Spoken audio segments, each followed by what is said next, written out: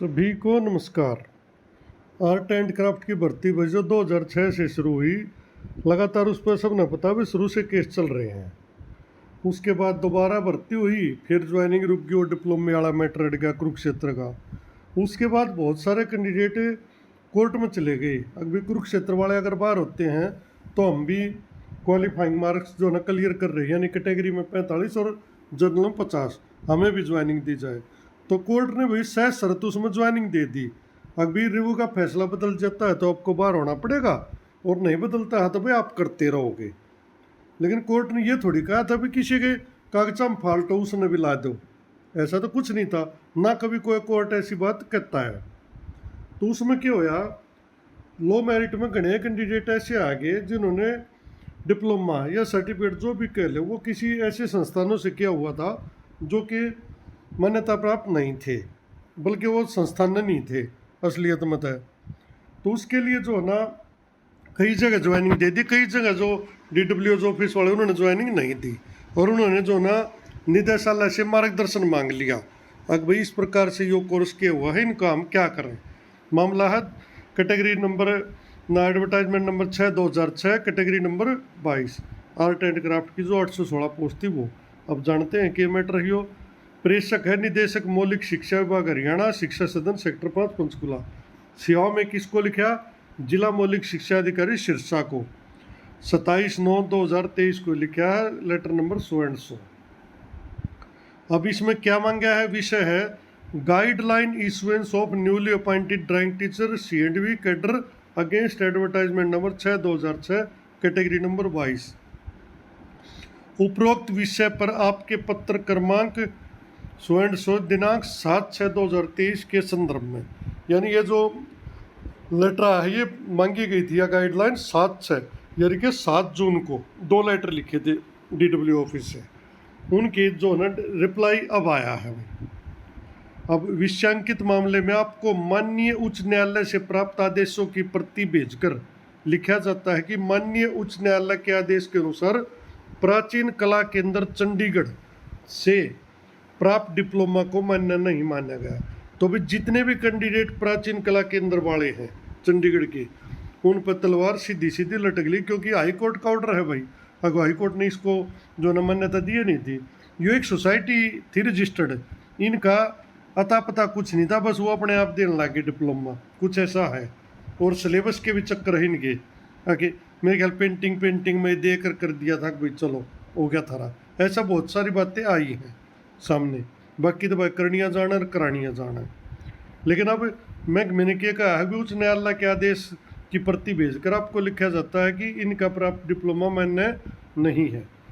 इसलिए हरियाणा कर्मचारी चयन आयोग द्वारा जारी की गई चयन सूची में प्राचीन कला केंद्र चंडीगढ़ से प्राप्त आर्ट एंड क्राफ्ट डिप्लोमा धारकों को कार्य ग्रहण करवाया जाना नहीं बनता। अब यो क्यों लिखा है उन्होंने नहीं बनता, क्योंकि इनकी ज्वाइनिंग से पहले पूछ लिया था DWO ऑफिस ने अभी इनको कार्य ग्रहण करवाएं या न करवाएं। तो इसलिए मैंने कहा कि इनका कार्य ग्रहण करवाना नहीं बनता। अब इसमें एक सवाल यो भी होगा भाई जो कार्य ग्रहण करके उनका क्या होगा, जब इनका नहीं बनता तो उनका भी नहीं बनता भाई। अगर वो बाई चांस धोखे से या गलती से या बिना जानकारी ज्वाइन हो भी गए तो बनता तो उनका भी नहीं है। बाकी वो भी जो सरकार जाने कोर्ट जाने या भाई लो मेरिट वाले जाने वेटिंग वाले जाने, वो भी मेरा तो मैटर नहीं बनता। लेकिन फिलहाल ये कन्फर्म है प्राचीन कला केंद्र का डिप्लोमा मान्य नहीं है। जो कैंडिडेट सिरसा के 4-5 रह गए थे, सिरसा में ज्वाइन ना कराए थे, बाकी तो कई जगह ज्वाइन करा दिए थे। अतः मामले में माननीय उच्च न्यायालय के आदेशानुसार आगामी कार्रवाई करने का आदेश कष्ट करें। तो भाई जो अपना महकमा उसने तो लिख दिया है कि भाई हाईकोर्ट का फैसला आ रहा है, इसमें हम कुछ नहीं कर सकते, इनका अमान्य है, इनको ज्वाइनिंग नहीं दी जा सकती। वो ये उन्होंने भेज दिया भाई जिला मौलिक शिक्षा अधिकारी ने इसको जो न सभी खंड शिक्षा अधिकारियों को आवश्यक कार्रवाई हेतु भेज दिया है 10/10/2023 की डेट में, यानी इनकी कोई ज्वाइनिंग अब नहीं बनती है। अब बात कर लेते हैं उस पुराने लेटर की जिसमें मांग गया था, क्या मांग गया था वो भी एक बार चर्चा कर लेते हैं। ये था भाई वो लेटर जिला मौलिक शिक्षा अधिकारी की तरफ से पूछा गया था 7/6/2023 को, वो एक गाइडलाइन मांगी थी। इसमें क्या था, इसमें इन्होंने कहा कि भी 28/12/2000 22 को प्राप्त सूचना के अनुसार भाई 27/12/2022 के द्वारा विज्ञापन संख्या 6/2006 कैटेगरी नंबर 22 के तहत चयनित कला अध्यापकों का दिनांक 27/12 व दिनांक 22/12 को संशोधित चयन का परिणाम जारी घोषित किया गया था, जिसकी निरंतरता में नए चयनित उम्मीदवारों की नियुक्ति की जानी है। हरियाणा कर्मचारी चयन आयोग पंचकुला के पत्रांक के द्वारा विज्ञापन संख्या 6/2006 कैटेगरी नंबर 22 के तहत जिला सिरसा के श्री विनोद कुमार सुपुत्र Shri Jagdish roll number 100 merit number 100 का चयन हुआ है, जिसके मूल प्रमाण पत्रों की जांच करने पर पाया गया कि उसके द्वारा प्राचीन कला केंद्र चंडीगढ़ के माध्यम से आर्ट एंड कल्चर ब्रैकेट में फाइन आर्ट का सर्टिफिकेट एंड डिप्लोमा प्राप्त किया गया है। प्राचीन कला केंद्र चंडीगढ़ के पत्रांक 100 डेटेड 9/1/2023 के माध्यम से उपरोक्त विषय बारे पत्र के साथ कुछ दस्तावेज प्राप्त हुए, यानी एक लेटर मिला था और उसके साथ कुछ दस्तावेज मिले थे जो एक कैंडिडेट ले होंगे भाई, जिसमें लिखा था कि हमारा संस्थान सोसाइटीज रजिस्ट्रेशन एक्ट के तहत रजिस्टर्ड है।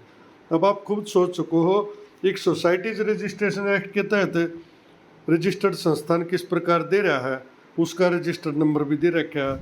सभी दस्तावेजों की प्रति आपकी सेवा में भेजते हुए अनुरोध के साथ लिखा गया था कि इन दस्तावेजों के अनुसार उम्मीदवारों की नियुक्ति करने बारे मार्गदर्शन देने का कष्ट करें। यह संस्था किस बोर्ड, महाविद्यालय, विश्वविद्यालय या हरियाणा सरकार से मान्यता प्राप्त है अथवा नहीं है, ताकि उम्मीदवार की कार्यग्रहण से संबंधित मामले की आगामी कार्रवाई की जा सके। यानी कि DW ऑफिस ने पूछा भाई ये मामला प्राप्त हुआ, हर इन्होंने वहाँ से किया है, इनको कार्यग्रहण करवाया नहीं करवाया। आगे लिखते हैं, महोदय जी उपरोक्त विषय पर श्री सतपाल सिंह और श्री विनोद कुमार के द्वारा पुनः कार्यग्रहण करवाने बारे प्रार्थना की है। भाई दोबारा की होगी भाई हमें, और जाहिर सी बात सिलेक्शन हो रहा है भाई ज्वाइनिंग के लिए, ये भी जाओगे जिनके प्रार्थना पत्र साथ संलग्न हैं उनके द्वारा प्राचीन कला केंद्र चंडीगढ़ की मान्यता बारे कुछ दस्तावेज प्राप्त हुए, जिसके अनुसार निदेशक सेकेंडरी शिक्षा हरियाणा चंडीगढ़ के द्वारा प्राचीन कला केंद्र को मान्यता दी गई। यानी इन्होंने कोई ऐसा डॉक्यूमेंट भी दिया था जिसके अनुसार ये सिद्ध होता भी इनको मान्यता है। अतः प्राप्त दस्तावेज मार्गदर्शन हेतु अनुरोध के साथ भेजते हुए लिखा जाता है कि इनका अवलोकन करने का कष्ट करेंगे, दस्तावेज वैध है या नहीं है, क्या इन अनुसार उम्मीदवारों का कार्यग्रहण करवाया जा सकता है, नहीं। यानी कुल मिलाकर सारी डिटेल वहाँ भेज दी भाई निदेशालय में। अब भाई नहीं ये कागज़ दिए हैं, आप इसमें नहीं बताओ ये कागज़ सही हैं गलत से, इनको करवाओ ना करवाओ। उसका रिप्लाई जो है ना ये 27/9 के लेटर में उन्होंने दिया है, भी इनको कार्यग्रहण नहीं करवाया जा सकते। ये लेटर था वह 700 का। इसी प्रकार एक लेटर इसी दिन एक और भी लिखा था इन्होंने, ये जितेंद्र कुमार है कोई, क्योंकि 4-5 कैंडिडेट सेम, इसका भी सारा मामला है वही है, इसमें भी कहा था भाई इनका भी यो है मामला। तो उसका जवाब भाई मैंने यो दिया है कि इनका क्योंकि उसमें पूछा ही यो था, ये एक दो साथी का था जिन्हों क्यों लिखा कार्यग्रहण, इनको हटाने के ऑर्डर क्यों नहीं। भाई हटाने का थोड़ी पूछा है किसी ने, हटाने का जब ऑर्डर करें जब किसी ने पूछा हो, उनसे तो ये पूछा था भाई इनको कार्यग्रहण करवाएं या नहीं करवाएं। अगला ने कह दी इनको नहीं कराना और हाई कोर्ट का ऑर्डर है, तो अपने बताओ कौन सा निदेशालय ज्वाइन कराओ, अगर कौन सा DW ज्वाइन करा, कोई भी नहीं करा हुआ है। हाँ जो ज्वाइन हो चुके हैं उनका मैटर भाई, क्योंकि इस पर कई RTI ये लग रही थी, कुछ लोग मेरिट आड़ा लगाई थी, कुछ और लगाई होंगी भाई, दुनिया लगा हुआ है। अब भाई इसको मान्य कैसे कर दिया, कुरुक्षेत्र का जो एक यूनिवर्सिटी का नंबर 1 का उसको तो मान्य कर रहे हैं, हर एक सोसाइटी एक्ट के तहत कोई संस्था है उसके न आप मान्य कर रहे हो, तो ये विवाद तो उसी टाइम उठ गया था। और वो धीरे धीरे चलती चलती बात प्रक्रियागत होती है, उसमें टाइम लग जाता है। उसी दिन से कई जगह इनको ज्वाइन भी करा जा चुका है। अब उनकी ज्वाइनिंग का क्या होगा नहीं होगा वो तो देखो राम जाना, बाकी ये नहीं रहे तो वे भी क्यों कर रहे होंगे। अब ये तो एक तरह से एक थाली में 2 पेट आड़ा नहीं हो जाए काम, कि एक आदमी को तो ज्वाइन नहीं करा रहे, एक नौकरी कर रहा है, ये तो इम्पॉसिबल सी बात है ना। ना तो ये कैंडिडेट खुद भी कोर्ट में चले जाएंगे जी हमें ज्वाइन नहीं करा रहे, वे नौकरी कर रहे हैं, तो जाहिर सी बात से देखो आज तो उन पबियाणी तय है। और जब हाईकोर्ट का फैसला आ लिया महकमा नहीं मानता तो बचना तो देखो उनका ही मुश्किल है। बाकी देखो महकमा क्या करता है, ये कैंडिडेट क्या करते हैं, कोर्ट क्या करता है, उसमें मेरे या आपका तो कुछ बनता नहीं है, तो सरकार जाना वह सिस्टम जाना। हमने तो यह छोटी सूचना थी और मैंने पहले भी इस विषय पे एक वीडियो बनाई थी। अब भाई इसको किसी भी प्रकार से मान्य नहीं किया जा सकता। आईटीआई का तो चलो सर्टिफिकेट डिप्लोमे का रोड़ा है, लेकिन वो संस्थान तो सरकारी है। आईटीआई तो इंडस्ट्रियल ट्रेनिंग पूरा डिपार्टमेंट है, उस पर संस्थान पर तो कोंगली नहीं उठ सकती ना।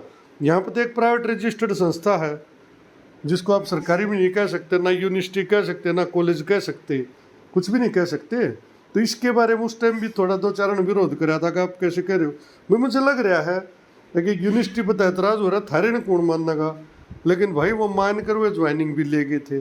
अब देखते हैं इसमें क्या होता है। हाँ, इसमें थोड़ा बहुत बना है तो भलो मेरी टाड़ा का, और उनका केस जरूर मजबूत हो गया।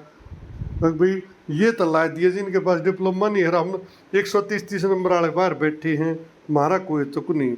देखो केस में तो बात तो सारी उठती हैं, या भाई वेटिंग वाला का बनेगा, या फिर जो और रह गए अपने साथी लो मेरिट में, क्योंकि बतेरे साथी से जो 130 नंबर पर उनका दर्द भी आवा है कि इंटरव्यू में भाई 10 दे के या 128 पे है 10 दे के तले रख दिए, वे कुछ वेटिंग में रख दिए 130 में 10 दे के 140 पे। देखो उनका भी दुख साचला सा है, दुख उनका भी आवा है, पर इसमें आपके हमारे के पर्सनल हाथ में है नहीं। लेकिन उससे बात में एक ईस्ट डिप्लोमे वाले और थोड़े नंबर वाले नौकरी कर रहे हैं, देखो भाई दर्द तो सब के जायज है, और अपना दुख सब न बट्टा लग गया है। तो भैया छोटी ये सोचना थी, कई साथी इस पर क्लैरिफिकेशन से मांगा था क्योंकि है नहीं, मेरे हिसाब से तो यो है। शुरू से पूछा था मैंने, दोनों लेटर दिवा दिए, और ये मामला क्यों उठा था वो बता दिया भाई, कुरुक्षेत्र के कारण ही उठा था शुरू में। तो जब ये लो मेरिट का ये किसे ला दिए भाई, एक यूनिवर्सिटी के डिप्लोमेंट तो मान नहीं रहे और इसको मान लिया, और ये सारी बातें सुप्रीम कोर्ट तक भी गई थी। लिखित में तो कही ये थी कि भाई इसको की कर ज्वाइनिंग देने लग रहे हैं, लेकिन वो तो मामला सुप्रीम कोर्ट में दूसरा पलट गया, वो इक्विवेलेंसी पे बहस ना हुई। बल्कि हालांकि मैं तो ये चाहूँ था इक्विवेलेंसी पे बहस हो जाती तो अच्छा था, बढ़िया रन था। बाकी वो बहस भी क्यों करो, कोर्ट की भी कुछ वो कौन, जब जिसने बहस करनी उन्हें जाते मान लिया कि हाँ जी इनका वैलिड है, तो फिर बहस भी क्यों कर करे। ये हम जबरदस्ती न्यू को कर ना जी बहस करो, जब अगला न्यू कह दी पर भरते लिख के दे दी जिनका पूरी तरह से वैलिड है, सरकार ने कंसिडर कर लिया है, तो बहस का विषय भी खत्म हो गया। उसमें तो हमारा तो पक्ष खत्म हो गया था, हम तो सिर्फ वो में ज़्यादा बहस कर भी नहीं सके थे, बहस करे तो लो मेरी टाले करे उड़ो जाके।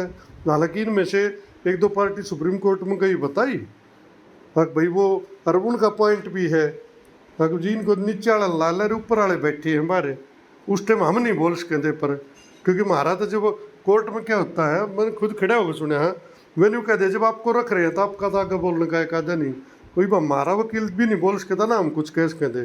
जब उन्होंने कह दिया भाई थारा वैलिड है, बात खत्म, जो 14-11 के रिजल्ट में सबका ज्वाइनिंग होगी, तो हमारा तो पक्ष खत्म हो गया था वहाँ पे। अब इसका अपोज कौन करे, अपोज किसी ने कराया नहीं, वो न्यू का न्यू ये लो मेरिट के भी हक में चली गई बात। भाई अगर अपोज होती तो ना जाती हक में, क्योंकि सरकार ने तो अपोज की थी। एक आधा ने सोचा है सरकार ने बचा दिया ना भाई, सरकार ने जेन्युइन बात कही थी, जी इनका तो कोई राइट बनता है नहीं, ये तो सिर्फ इसलिए आए थे शर्त के अनुसार भी, जब तक इनका ना होता तब तक, और जो हो जाती है बाहर है ऑटोमेटिक है, एफिडेविट इनसे लिया जा चुका था।